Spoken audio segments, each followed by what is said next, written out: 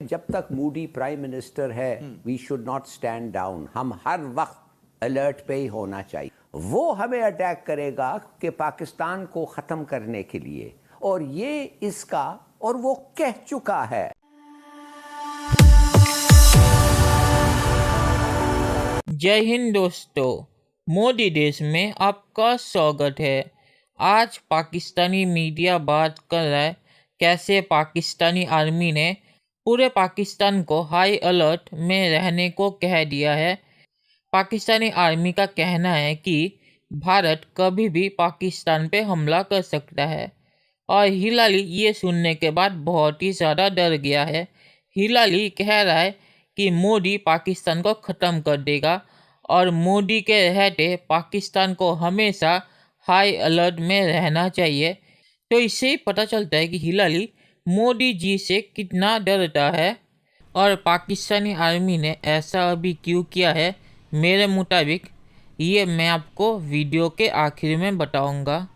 तो दोस्तों, ये वीडियो बहुत ही ज़्यादा मज़ेदार है, तो इसे आप पूरा ज़रूर देखिएगा। तो चलिए और इंतज़ार न करके ये वीडियो देखते हैं। भारत अपने अंदरूनी मसाइल से तवज्जो हटाने के लिए किसी भी वक्त पुलवामा नुमा एक ड्रामा दोबारा स्टेज कर सकता है। फौज का हाई अलर्ट पे जाना किस चीज़ की निशानदेही करता है?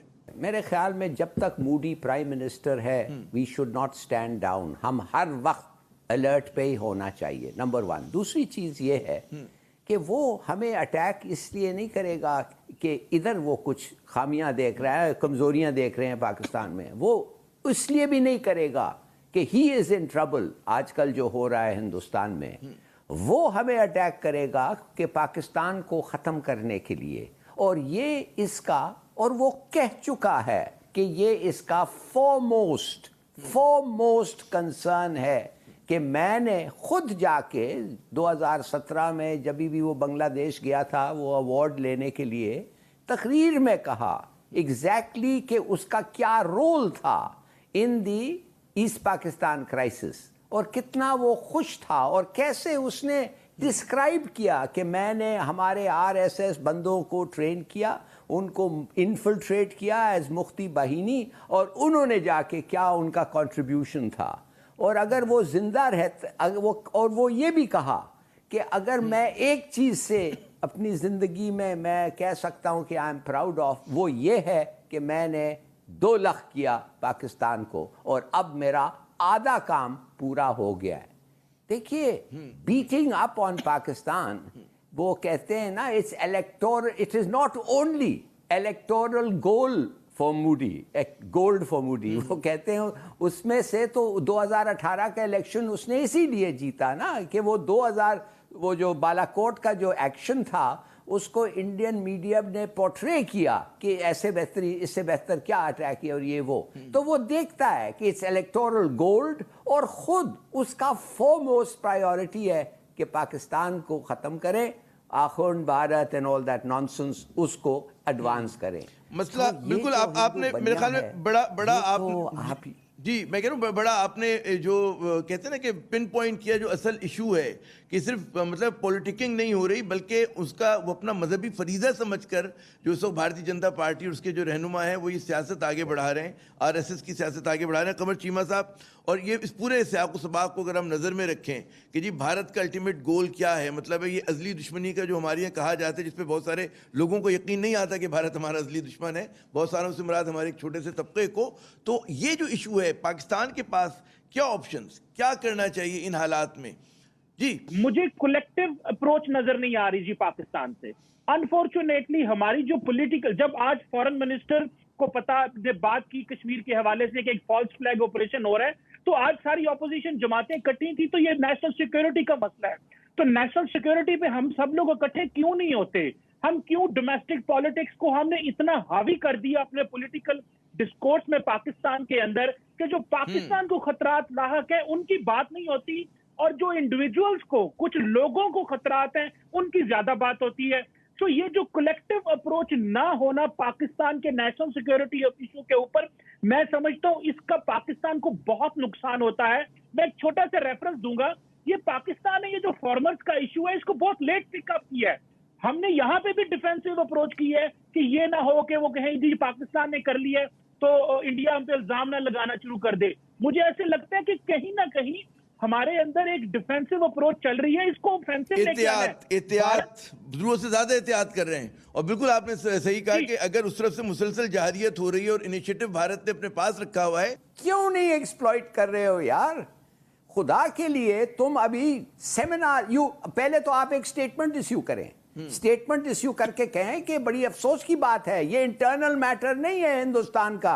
अगर बलूचिस्तान पाकिस्तान का इंटरनल मैटर नहीं है तो ये कैसा हिंदुस्तान का इंटरनल मैटर हो गया? स्टेटमेंट दो, सेमिनार्स लगाओ। और मैं एक और चीज आपको बताता हूं, बकौल एक साबिक सफीर, मैं जिधर भी गया हूं एज अ सफीर, मैंने देखा है कि अगर हम उन लोग जो हिंदुस्तान के खासे जो फ्रैंकली हिंदुस्तान के साथ जस्टिफाइड उनकी दुश्मनी है, अगर उनको हम फाइनेंस करें, इनकरेज करें, उनको हम ट्रिप्स पे अरेंज करें, वो हमारे से कश्मीर कोस, कश्मीरी सबसे बेहतर नुमाइंदगी कर सकता है। पाकिस्तान का सफीर जब कश्मीर के बारे में बोलता है तो वो कहते हैं यार ये तो एक पुराना इनका, it's like the north Korean talking about the south Korean. मगर जब जाके कश्मीरी कहता है फिर उसकी बात सुनते हैं।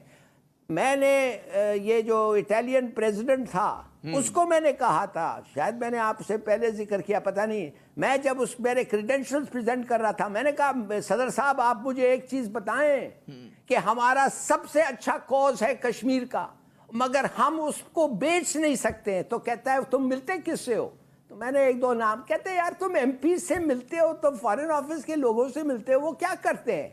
तुम जाओ कम्यून, जाओ कम्यून में बैठो, कश्मीरियों के साथ जाओ, उनके बुक्स डिस्ट्रीब्यूट करो, उनसे बात करवाओ। मुझे बहुत अच्छी बात आपने की और मुझे गुड आइडिया, ग्रेट आइडिया। चलिए दोस्तों, इस वीडियो पे बात करते हैं। तो पाकिस्तानी मीडिया ने जो कहा है कि भारत अपने अंदर के मामलों को छुपाने के लिए पाकिस्तान पे हमला कर सकता है, तो ये एकदम गलत बात है। ऐसा भारत ने कभी नहीं किया। आपको पता हो कि 90s में भारत की हालत क्या थी, तब भी उन्होंने पाकिस्तान पे हमला नहीं किया। और अभी तो उसके मुकाबले भारत की हालत बहुत ही ज़्यादा अच्छी है। और 90s में भी पाकिस्तान ने भारत के खिलाफ कारगिल किया था। तो इससे पता चलता है कि पाकिस्तान का जो ये पॉइंट है कि भारत अपने अंदर के मामलों को छुपाने के लिए पाकिस्तान पे हमला करेगा, ये बिल्कुल ही झूठा है। और हिलाली ने जो कहा है कि मोदी जी ने कहा था कि वो पाकिस्तान को ख़त्म कर देंगे, तो ये एकदम झूठी बात है। मोदी जी ने ऐसा कभी नहीं कहा था। और बांग्लादेश के बारे में भी जो हिलाली कह रहा है कि बांग्लादेश में मोदी जी ने जाके कहा था कि उन्होंने खुद बांग्लादेश की आज़ादी के लिए पाकिस्तान से लड़ाई की है, ये भी पूरा झूठा है। और मोदी जी ने वहाँ पे जाके सिर्फ ये कहा था कि मुक्ति वाहिनी जो तभी पाकिस्तानी आर्मी के खिलाफ लड़ाई लड़ रही थी, उन्हें भारत ने मदद दी थी। और पाकिस्तान के खिलाफ वो क्यों लड़ रही थी वो मुझे आपको बताने की ज़रूरत नहीं है। पाकिस्तानी आर्मी ने बांग्लादेश में क्या किया था ये आप सबको पता ही होगा। तो उसके खिलाफ अगर मुक्ति वाहिनी ने, जो बांग्लादेशी ही थे, उनके देश को बचाने के लिए पाकिस्तानी आर्मी से लड़ाई लड़ी थी, तो इसमें अगर भारत ने उनकी मदद दी थी, तो भारत ने कैसे अकेले बांग्लादेश को आज़ाद किया? मोदी जी ने सिर्फ यही कहा था कि भारत ने बांग्लादेश की आज़ादी में मदद दी थी। उन्होंने ऐसा कभी नहीं कहा था कि भारत ने अकेले बांग्लादेश को आज़ाद किया था। और मुक्ति वाहिनी में कोई भी भारतीय नहीं थे, सभी बांग्लादेशी ही थे। तो हिलाली जो ये कह रहा है कि भारतीयों ने बांग्लादेश को पाकिस्तान से अलग किया, ये बिल्कुल ही झूठा है। और हिलाली जो कह रहा है कि मोदी जी चुनाव जीतने के लिए पाकिस्तान पे हमला करते हैं, तो बिहार में बीजेपी की क्या हालत हुई ये मुझे आपको बताने की ज़रूरत नहीं है, आपको खुद पता है। तो अगर पाकिस्तान के खिलाफ होना इतना ही फ़ायदेमंद है कि आप किसी भी चुनाव में जीत सकते हैं, तो बिहार में बीजेपी क्यों नहीं जीती? तो इसका जवाब हिलाली नहीं दे पाएगा, क्योंकि हिलाली जो कह रहा है वो पूरा झूठा है। भारत में कोई पाकिस्तान के खिलाफ होने पे अभी वोट नहीं देता। भारत में वोट इकोनॉमी पर मिलता है, और इसीलिए 2014 में भी मोदी जी इकोनॉमी की बात करके सरकार में आए थे। तब उनको किसी ने पाकिस्तान के खिलाफ होने पे वोट नहीं दिया, या ज़्यादातर लोगों ने उन्हें पाकिस्तान के खिलाफ होने पे वोट नहीं दिया, उन्हें वोट इकोनॉमी पर मिला था। तो हिलाली का ये पॉइंट भी पूरा झूठा है।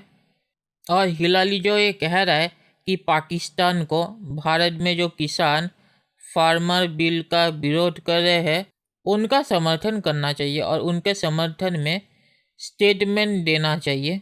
तो मुझे लगता है कि हिलाली को ये पता नहीं कि इन किसानों का समर्थन आरएसएस भी करती है। तो हिलाली क्या कह रहा है कि पाकिस्तान को आरएसएस के समर्थन में स्टेटमेंट देना चाहिए। हिलाली को अगर ये पता चला तो हिलाली तुरंत कहेगा कि इन फार्मर्स को समर्थन मत करो, क्योंकि इन फार्मर्स को तो आरएसएस भी समर्थन करती है। तो हिलाली जो कह रहा है कि इन किसानों को समर्थन करो, ये सिर्फ हिलाली अपने फ़ायदे के लिए कह रहा है। और जब हिलाली को पता चलेगा कि आरएसएस भी इन किसानों को समर्थन करती है तो हिलाली तुरंत उनके विरोध में निकल आएगा। तो इससे पता चलता है कि हिलाली कितना बड़ा झूठा है। जब बलूचिस्तान में भारत बलूचों को सपोर्ट करता है, अगर चीन ने भी बलूचिस्तान में बलूचों को सपोर्ट किया, तब भारत ये नहीं कहेगा कि चीन तो बलूचिस्तान में बलूचों को सपोर्ट करता है तो हमें नहीं करना चाहिए। तो यही फ़र्क है भारत और पाकिस्तान के बीच। पाकिस्तान सिर्फ अपना फ़ायदा देखता है और किसी का नहीं, और जहाँ भारत है, भारत वहाँ पे बलूचों का फ़ायदा पहले देखता है। और बांग्लादेश में भी भारत ने यही किया था, वहाँ पे भारत ने बांग्लादेशियों का फ़ायदा पहले देखा था, और बांग्लादेश के आज़ाद होने से सिर्फ बांग्लादेश को ही फ़ायदा हुआ, भारत को नहीं। और आखिर में मैं सिर्फ ये कहूँगा कि मेरे मुताबिक पाकिस्तानी आर्मी ने अभी ऐसा किया है क्योंकि पाकिस्तानी आर्मी पाकिस्तान में कोई हमला करने का प्लान बना रही है, और वो हमला करने के बाद उसकी जिम्मेदारी भी पाकिस्तानी आर्मी भारत पर डाल देगी। और इसीलिए उन्होंने अभी ये हाई अलर्ट घोषित किया है, ताकि बाद में जब पाकिस्तानी आर्मी पाकिस्तान में कोई हमला करे तब वो उसकी जिम्मेदारी भी भारत पर डाल दे। और पाकिस्तानी आर्मी अभी ऐसा इसलिए करना चाहती है ताकि पीडीएम जो इमरान के खिलाफ रैलीज कर रही है उसे रोक सके और इमरान को फ़ायदा पहुंचा सके। तो मेरे मुताबिक यही वजह होगी जिसलिए पाकिस्तानी आर्मी ने अभी पाकिस्तान में हाई अलर्ट घोषित किया है। तो चलिए देखते हैं कि फ्यूचर में क्या होता है और मैं सही हूँ या गलत। तो दोस्तों, ये वीडियो देखने के लिए बहुत बहुत शुक्रिया, और हमारे चैनल को सब्सक्राइब करना मत भूलिएगा। Thank you very much.